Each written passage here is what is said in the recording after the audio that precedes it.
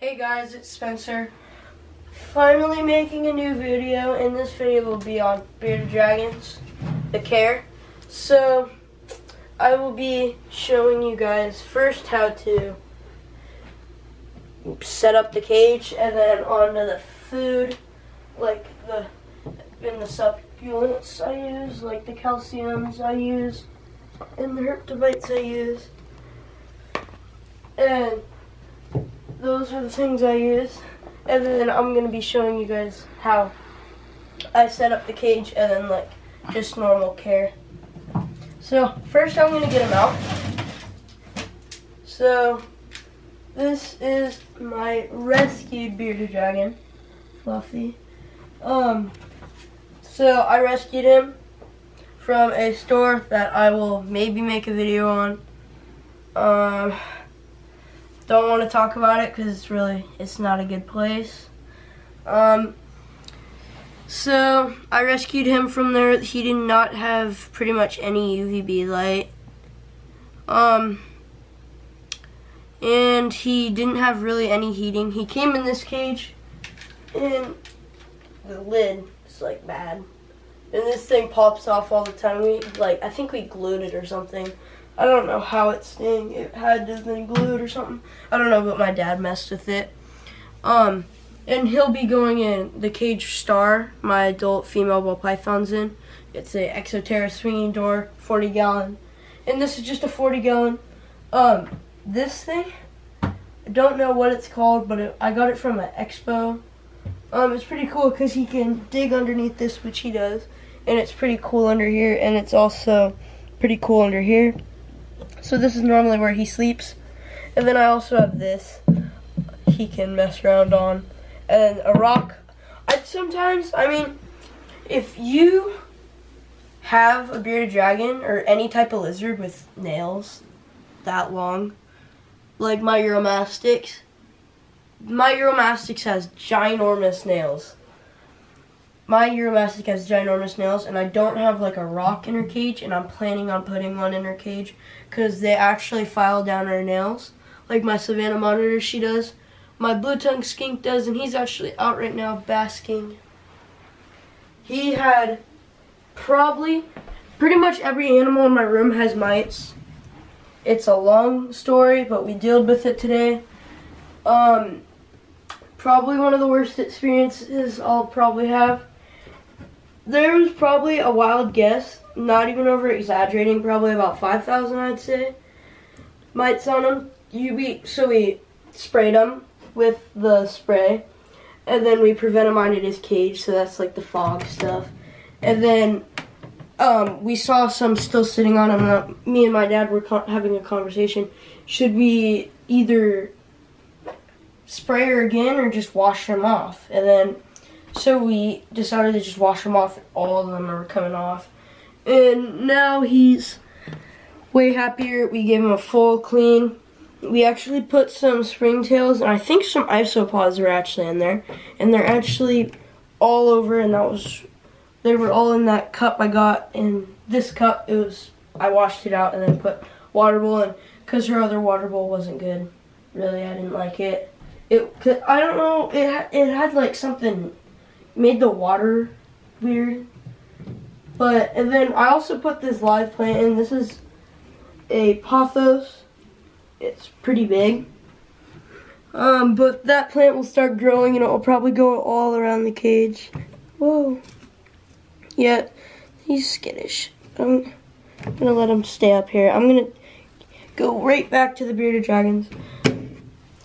Okay, so back to the bearded dragons. So they call them bearded dragons, just a quick fact. They call them bearded dragons, especially the males. They'll throw this flap out and make it all black. Can't really see it, but kind of maybe. This video, I'm going to heavily go over the diet because I've seen so many things wrong with the diet. All the bearded dragons at the store where I got him, their diets have been completely wrong. I have seen no diets right on any of their animals. So probably one of the biggest things about bearded dragons is their substrate. everybody thinks they shouldn't get sand because they're going to get impacted. I feel like that is true on babies. They have more of a chance because they're running around chasing crickets all over their cage. So this is what I did.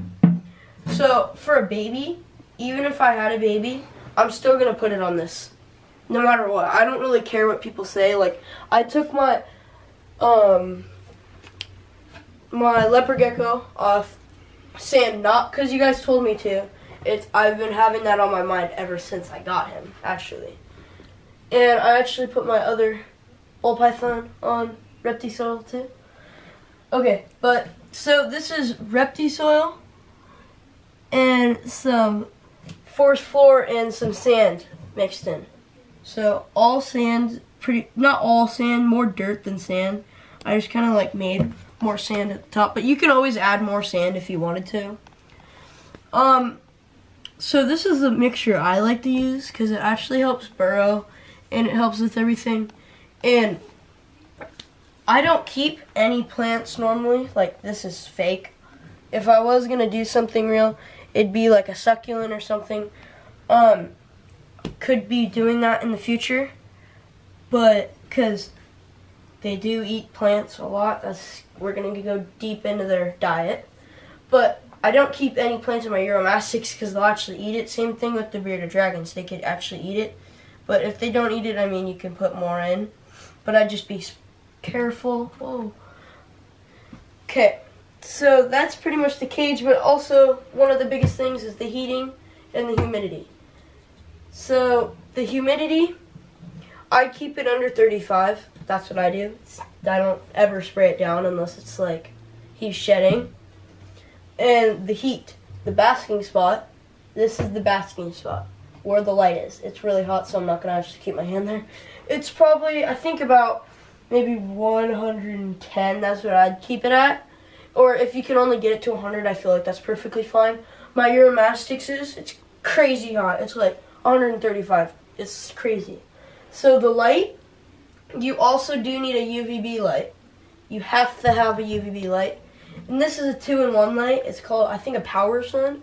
I really recommend this light. It's a little bit more expensive, but I feel like it's all worth it in the end. Because I use it on how many of my animals? I use it, I think, 4 of my animals. And I don't have any problems. It puts off enough UVB. It's enough heating. And they have different heating ones too. So like my blue tongue skinks, it's not as hot. His light isn't as hot. This is, I think, 130. This light is 130, and then my blue tongue skinks is a 100, I think. I'm not positive, but okay. So now we're gonna go on to the calcium and things like that. So my multivitamin, I douse every other meal. Sometimes it depends. I use Herptovite. This is worked perfectly fine for me. Pretty much all my lizards eat this perfectly fine. I wouldn't recommend mixing this with calcium because it actually like clumps together and it creates like balls, and then they won't like eat it. That's the one thing I have seen, but my Cinnamon monitor has not cared. He has picked at it, but he didn't like it, so he just spit it out. And that was not fun to clean up. So, and then I use this calcium without D3. Do not use calcium with D3 because they get enough D3 from the light. Any animal with a UVB light and a heat light, don't use D3. I mean, yeah, don't use D3. But if they don't, so for say my crested gecko, it's a nocturnal animal, you do use D3 because they don't produce enough D3 by themselves. Okay, so he's going crazy. So these are the ones I use, and they work perfectly fine. So now we're going on to the not alive foods. So this is probably the biggest thing I've seen wrong, and especially in his diet. Fluffy's diet was completely wrong when I first got him. So adult bearded dragons, juvenile, and babies. Completely different diets. I'm not going to stress this enough. They literally say adult bearded dragon food, juvenile bearded dragon food. This is just normal for pretty much everything. It's not bearded dragon food, but it's just a veggie mix I like to use. And I think I like it a little bit better than the other one. I think I have it.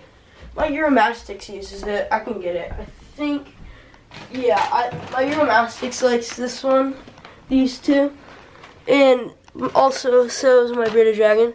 Those two. But my bearded dragon ate all the other kind I had. It was actually one of these, so it had like all the veggies plus like some crickets and stuff like that. Dead, obviously. So he'll eat those. So you just kind of like get this wet and then you put it in his cage and he'll eat that. I'm out of that anymore.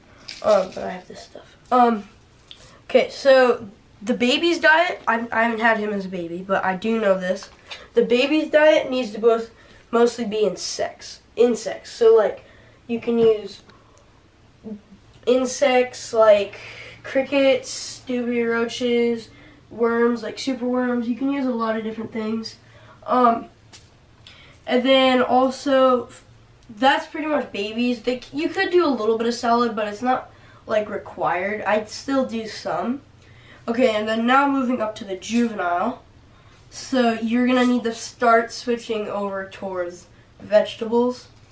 So you could start using this. If they don't eat it, I don't personally always use this stuff. I normally just go fresh greens, but make sure it's organic. I'd go like just romaine. That's what he loves. He'll like chase after romaine, like it's crazy. So he'll normally eat romaine mixed with like maybe carrots or some squash or something. It really does depend. And he has a belly on him. And then as an adult, really just vegetables is the main food source for adults. And I will show you the live foods I use. Ooh. The live foods I use are superworms, waxworms. I normally don't feed him waxworms because they're pretty fatty. You can do horned worms. I don't know if he'll eat or not. Might not be 100% ready for some food. Okay, so he might not eat right now. I'm just gonna leave him be. So superworms, he loves superworms. He'll eat superworms. I'll put them on a salad and stuff. And also dubia roaches. The main thing I'm trying to do right now is start dubia roaches. That's like probably the main thing I'm trying to do right now. Crickets, just terrible feeders, honestly. No fat content in them, nothing. Just terrible feeders. They don't do anything. I don't know what they do. Honestly, they don't. Well, I mean, they're like food, but they're not like the best food in the world. Like, I mean, if you're gonna buy something, you might as well buy something worth your money. And plus, these don't make noise. They can't climb up straight surfaces like this. Like, they can't climb up straight surfaces, and they don't jump. They literally cannot jump.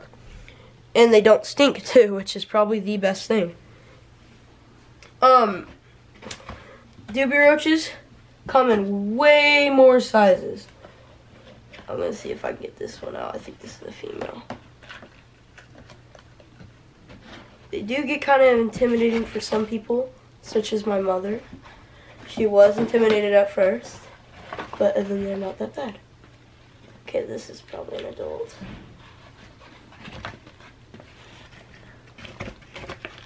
Okay, well this one's not wanting to come out. So, dubia roaches I feel are a lot better overall. So that is an adult female. And then the females don't have wings and the males do, but I have no clue where a male is right now. Yeah, the males are always hiding under. So they'll breed at, I think it has to be like a certain temperature. I think it's like 80. So it has to stay pretty warm. Some people have to use heat pads, but my room's just naturally 80 degrees because of all the heat lights. He likes superworms. That's what I mostly feed him. I fed him like probably like crickets I've fed him in his entire life with me, probably only like 4 or 5. Like, I'm being completely honest. He's probably only had 4 or 5 crickets in his entire life with me, at least.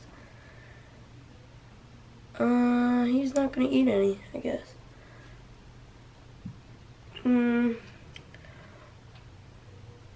So, if you guys decide to get a bearded dragon, I would personally not get a baby because they're super different, and plus you're gonna want an adult instead. Well, or a sub-adult, something close. You don't want to like you don't want like a little hatchling. I would start out with something like that. I'd personally start out with like maybe a juvenile or a sub-adult. And this is not a tamed animal. This is probably an adult male.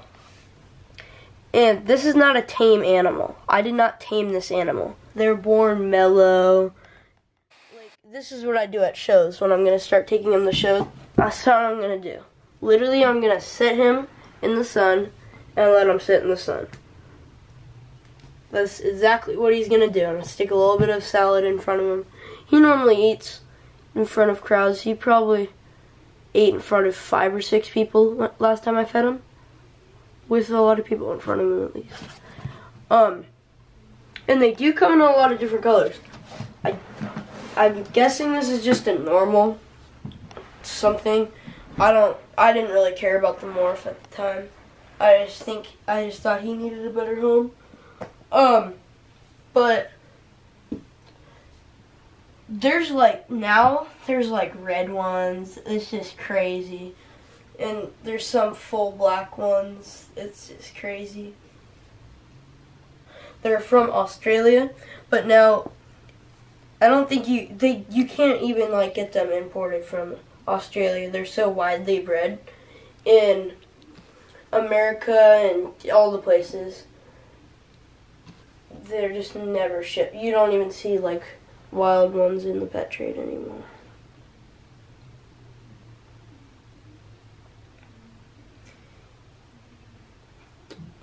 That's him. And so pretty much I have a couple more things to say about the cage. The cage itself, I would say nothing smaller than a 40-gallon cage. You can go bigger all you want. It's just, do not go any smaller because they need space to move around. They need space to hunt their food. They need a lot of space. This, you'd think, takes up a lot more space. But in person, it doesn't take up pretty much any space. It doesn't take up a lot of space. And then, water bowl. The water bowl, it's literally a Dixie cup. I don't keep water bowls in my Uromastyx cage. I cycle my water bowl on my Sandboas cage. I normally don't keep water bowls in my lizards that do not like humidity. Whoa. They do not like humidity. It can cause mites a lot easier because mites like humidity, which I've found out now, which really does suck. So that's kind of a plus. Pretty much all day they'll sit and do that. They'll sit in the sun, and then I put his food bowl right here. And if I throw in some dubia roaches or like some crickets for say, they'll go under here, and then they'll mostly stay out over here, and then they'll try and hide under this wood right here. That's where they mostly go, not really under here, or behind that cactus area. He'll come out and hunt those all night. Here, I'm gonna put him under here, or whatever he wants to do. And they actually do change color by their heat, just like if you guys have ever seen my Savannah monitor. I'll try it. Maybe in a future video I'll get a picture of her when she's cold. So we were spraying her cage down for mites, and my mom and I had to get her out to spray her down, and my mom was like, why is she so black? She was like almost matte black, and my mom was like, why is she so black? And I'm like, because she's cold, because she didn't come out today. Some days she comes out and some days she will like not come out at all. And that's normal. So bearded dragons, I feel like, are probably the best starter lizard. And then after, but if you guys are more experienced keepers and you don't really want a bearded dragon, I will be making a care video on Uromastyx. I have a care video on blue tongue skinks already. Blue tongue skinks are probably one of my favorite lizards behind the Savannah monitors, or just monitors in general. Now I'm going to show you guys how I spray down his cage. So I do not spray down the hot side at all. Like, I leave half of this is supposed to be really hot and some of this is supposed to be tolerable. So I'm just going to get the substrate and that piece of wood damp. That's all I'm doing. But if you guys have like leaves in your cage, like something thick, something like kind of like a thick leaf like this, I'd spray that down because they'll actually drink off it. That's what he used to do when I had thicker leaves on his. Let's see if I have any waxworms. I don't think I have any waxworms. No. Where is?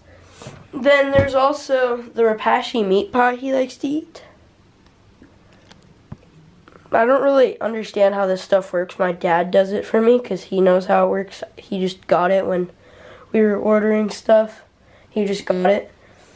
And that's good. It's like this little it's like a little square of gel and then you like cut it up.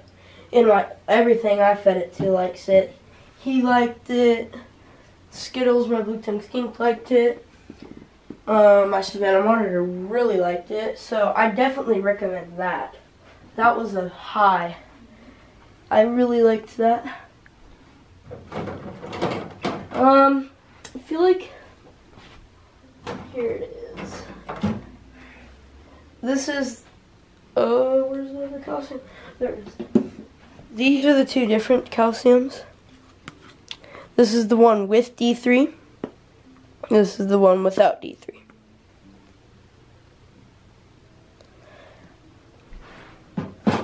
Do research on your calciums and what brand you're buying from, because I have seen, what brand did I get? It was some lady that made her own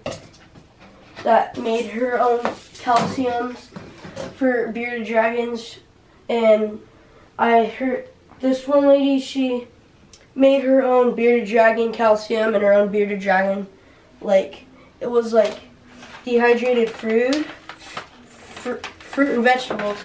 And when she added fruit, it killed bearded dragons, and I don't know how the fruit kills that. I don't really know about that. I just don't normally feed him fruit. So, the fruit, and then they had something, like some weird chemical in it that supposedly helped them with the calcium digestion, because it was really high in calcium. So stay away from like stuff like that. Use the Zoo Med stuff. Use this brand, the Reptical. That's the stuff I'd like to use. I think you guys should use one of these two brands. I think I might. Yeah, just use these brands. I would stay away from the brands. Just because it's cheaper or like more expensive doesn't mean it's as good.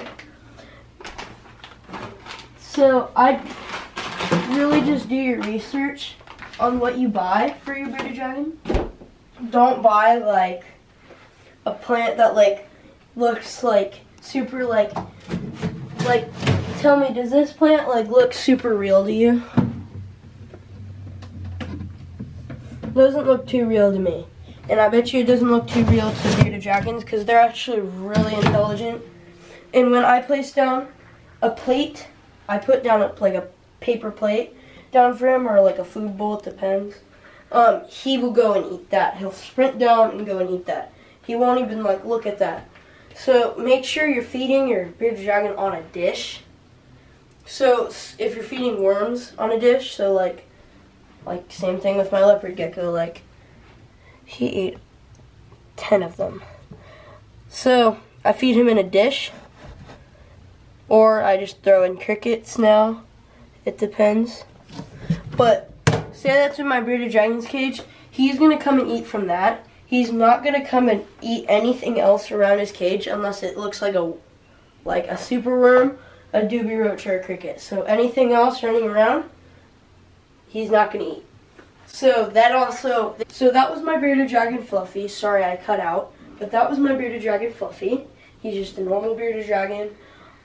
So like and subscribe this video. Well, like and subscribe to this video. And shout out to Soccer King 1125. Got the numbers right. Happy birthday. Thank you for following my channel. And also shout out to Reptiles Uncaged. Big thank you. He's really awesome. I really recommend you go check out his channel. He's really cool. I love his YouTube channel. So please check him out. Thank you guys for watching. Please like and subscribe to this video.